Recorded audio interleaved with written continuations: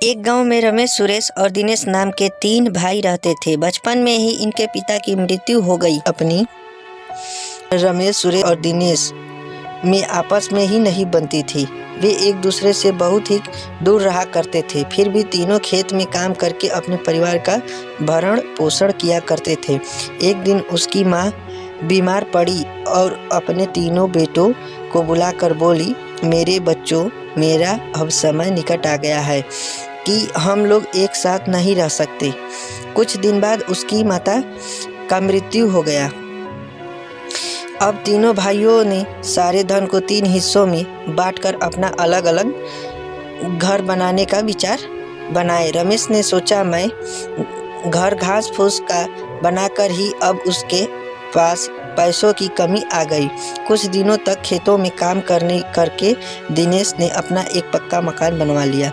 कुछ समय बीता। एक दिन मौसम बिगड़ गया और तूफान आ गया। तूफान में रमेश और सुरेश के घर उजड़ गए।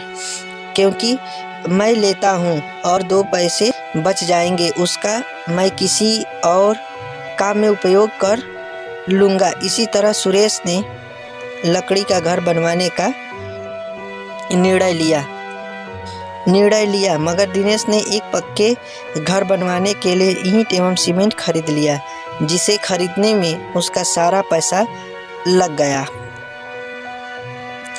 ज़्यादा दिन तक जिंदा न रह पाऊंगी, इसीलिए मैं चाहती हूँ कि तुम लोग मिलकर एक अच्छा सा माँ के पास तीनों भाइयों ने हामी भर भी दी। बाहर सुरेश मैं आपस में फुसफुसाने लगे और लड़कियों का बना था, जबकि दिनेश का घर पक्की ईंटों से बना था और वह टस से मस न नेस धारा के घर आए। उन्हें अपनी गलती का एहसास हो चुका था। अब तीनों भाई मिलकर अब अपने एक ही घर में रहने लगे और खूब मेहनत करने लगे। इस तरह से उनकी माँ का सपना पूरा हुआ। तो इस वीडियो में अगर आप लोगों को कुछ सीख मिली हो तो अपना कमेंट करके हमें राय ज़रूर दें।